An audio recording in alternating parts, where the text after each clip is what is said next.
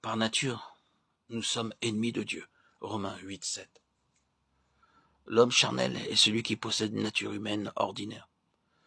La parole de Dieu déclare: la pensée de la chair est inimitié contre Dieu. Quand quelqu'un devient votre ennemi, vous cessez d'aimer cette personne et vous la blessez et l'affligez profondément dans ses sentiments. De la même manière, notre nature humaine nous pousse à faire des choses haïssables à l'égard de Dieu. En tant que pécheurs, nous éprouvons du plaisir en disant et en faisant des choses qui affligent le Dieu saint. Une veuve avait 2 fils. Ces garçons se disputaient sans cesse.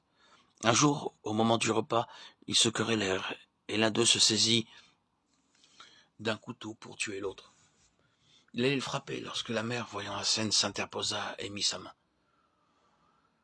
Le couteau tranchant fit saigner sa main. Les 2 garçons cessèrent de se disputer. Après quelques mois, ils recommencèrent à se quereller. Alors la mère leur dit: « Mes enfants, regardez cette blessure à ma main. Lorsque vous vous querellez, c'est moi que vous blessez le plus. Cela n'est-il pas vrai à l'égard de Dieu? Chaque fois que vous blessez votre prochain, vous affligez le Seigneur. Nous blessons et affligeons sans cesse Dieu par nos pensées impures, nos paroles et nos actes. Notre nature humaine est ainsi. Elle est inimitié contre Dieu. Même les croyants et de soi-disant prédicateurs affligent le Seigneur sans le savoir.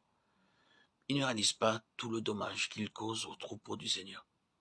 Supposez que des enfants pénètrent dans un jardin et commencent à arracher les fleurs et les feuilles en dévastant le jardin. Que ressentira le jardinier? Que de peine. Il s'est donné pour l'ensemencer et pour l'arroser. Il sera très affligé. Mais les vilains garnements ne s'en soucieront guère. Dieu est amour, et il désire tout accorder pour que nous puissions jouir de son amour et être bénis. Il y a quelques années, je me trouvais à Karachi et ma mère était avec moi. Un jour, je suis rentré chez moi très tard dans la nuit.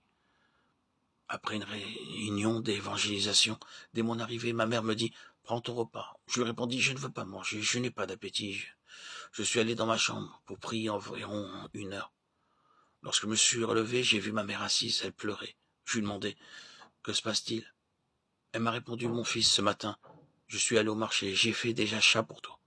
Je sais ce que tu aimais quand tu étais écolier et j'ai passé beaucoup de temps pour te préparer cette nourriture. Je n'ai pas non plus mangé jusqu'à présent, car j'ai pensé que nous aurions pu manger ensemble.